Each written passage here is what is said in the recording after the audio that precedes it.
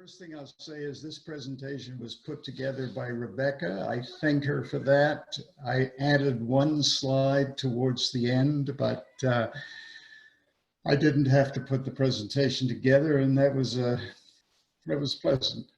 So there are some slides at the beginning that I'm going to surf through because this is designed to be used to talk to groups who maybe know a little less about who we are than all of you do. And so we get through wonderful things like our structure. And back in the day when it was possible to have events, real events, not Zoom events, love your lakes, so on and so forth, reports, et cetera, climate change report. And then I want to stop here for a minute because this is something Rebecca put together that I think is just marvelous, because it says in one slide a whole bunch of things. And when you see numbers like 64%, if you think about it, that might indicate a substantial alteration in the environment. And that's one of the things that I've been trying to get across to people whenever I talk about climate change these days, is just how much change we are in store for and how little people appreciate it. So that was a great slide. But that brings me to algae and the fact that with climate change, some of the changes that are going to happen in our lakes, or already starting to happen in our lakes, are going to favor algae. Specifically, we're talking about the phytoplankton, the algae which live in the water column, mostly as single-celled organisms, quite small, very important for the ecology of the lakes. They're basically the food that feeds everything up to the fish and the people who eat the fish.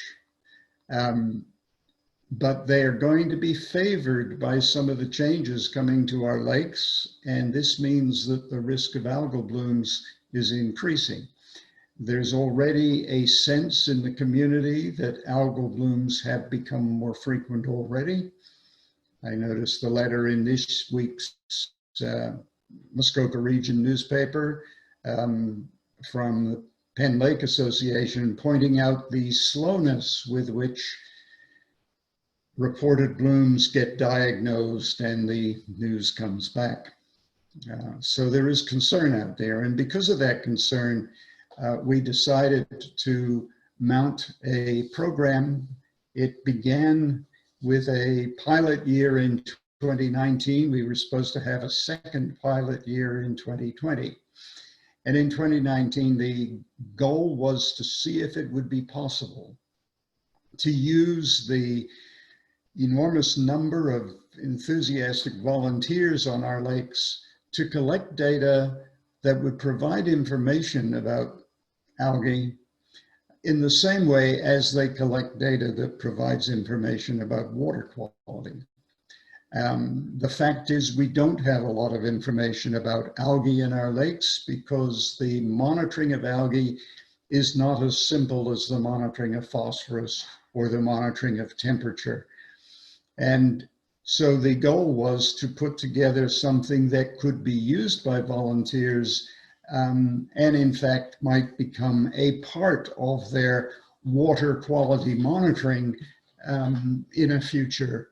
And we would gradually build up a set of data that might make it possible to begin to identify conditions favoring algae, maybe identify kinds of lakes that are particularly susceptible, detect trends in the phytoplankton abundance, see if they are becoming more common as climate change proceeds. I mean, the science says they will, but the science may not be correct, and see if they actually are becoming more abundant. So that was the purpose of the project, and we began in 2019. We were supported by 4 partners, lake associations listed here.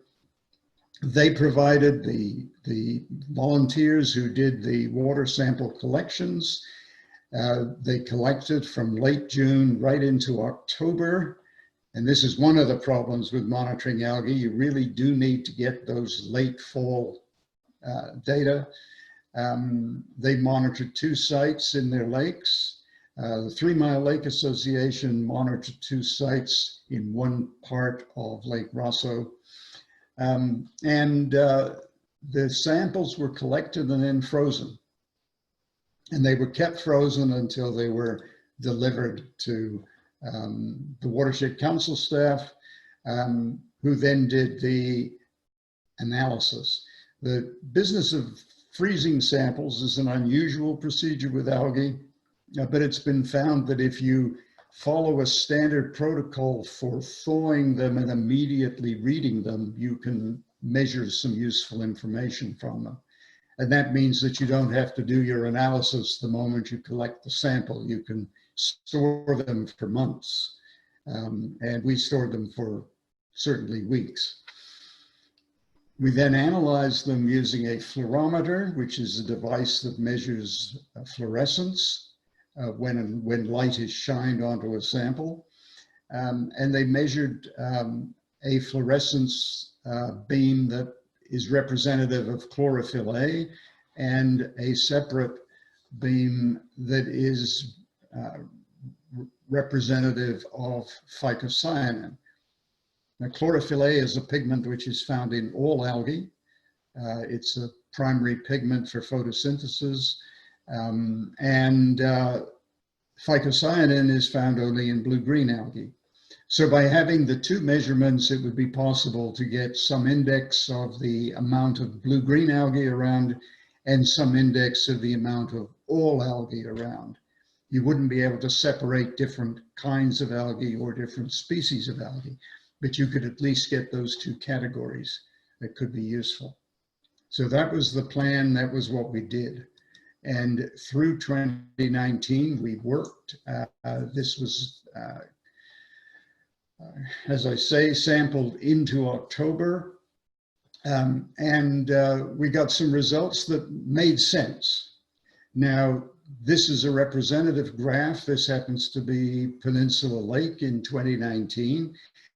And there's several things to say here. First of all, and I don't know if my cursor, yeah, my cursor will work. These microgram per liter things on the legend of the graph shouldn't be there. We've removed them in the final version of the report because we're not measuring the actual abundance of the algae or the actual abundance of the pigments. We're measuring a level of fluorescence which is representative of the amount of chlorophyll, for example.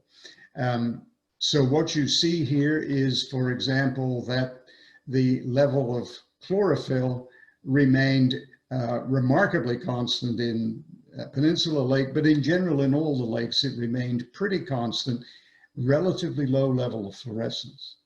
Now, the other thing you have to understand about fluorescence is that the difference between the blue line, which represents the fluorescence due to phycocyanin, and the red line, which is the fluorescence due to chlorophyll, that difference doesn't mean anything. There isn't a lot more phycocyanin present than chlorophyll. It's just that the phycocyanin fluoresces more. So you can't compare the red to the blue, but you can compare from month to month within the red and within the blue. And in general, Peninsula Lake is typical of what we found. The chlorophyll values were relatively constant through the season. The phycocyanin values were more variable through the season and tended to become greater as the season progressed. And this is something we expected because the conditions that favor blue-green algae are ones that become more prevalent in the late summer and the fall as nutrients in the water column are being depleted. So the picture that shows the phycocyanin peaking in late September that is exactly the sort of thing we expected, and that's what we found. The green line here is simply the ratio of those two values, the phycocyanin and the chlorophyll, and that is used by scientists who work on algae as a simple way of emphasizing the fluctuations in blue-green algae. And it tends to amplify the peaks and the valleys. So that's all that is. So this was a fairly typical lake of the 4 that we were examining. And this was a high value of a fluorescence value of 10. And the other lakes, with the exception of 3 Mile Lake, all stayed within that bound. There were always low values, and the highest we ever got was 10. Except 3 Mile Lake was nice to us in the sense that it produced a bloom in early August. And the fact that it produced a bloom was completely serendipitous. We didn't know that would occur. We couldn't cause that bloom, but the fact that the bloom occurred allowed us to check whether our methodology would detect a bloom, and it clearly did. The bloom was reported on around the 3rd of August. The ministry did the sampling, the official sampling, the health unit analyzed, and the report came back that there was a bloom. Our samples were taken a few days after that. Now, one of the important things to realize is that our samples were nowhere near the particular part of the lake that bloomed, but in both of our samples, this is the offshore site, there was a signal, and it was a pronounced signal. And you know, if you remember, 10 was the highest value in the other lakes. So that's down here on this graph, and this came in at 65. So that was very encouraging. It showed that it would be able to detect the bloom. It would have been nice if we'd had some samples a few days before the 3rd of August to see if we'd be able to detect a bloom before it was visible. And that would have been interesting, but our sampling regime didn't happen to do that. The final report is virtually ready to be launched probably well, not this week, but early next week. There are some refinements to the collection methods that we're going to introduce, and the whole protocol, we're going to look at that carefully. The volunteers generally were pleased with the methods. They found they worked, and the scientists were pleased with the results. We know that the idea of having volunteers out collecting samples for algal monitoring is something that works. So we're hoping very much that we will do a second year of pilot work with the same group of lake associations. Obviously, it was delayed during 2020, so it will be 2021. And the longer term plan is to seek not only funding, but also how to do the logistics of implementing the program more widely among interested lake associations. And that would be something that would move forward in future years. We've always had a plan that we would review the program after 5 years, because the last thing we want to do is create something that goes on forever, takes time and effort, and isn't actually doing anything useful. But based on the first year, we think it's going to be useful. So that's the status. I'm expecting the subcommittee will be meeting sometime between now and Christmas, just to get prepared for 2021. And then it will be all hands on deck for a second season to see where we're going. So I think that's the report. And if there are any questions, I'm happy to entertain them.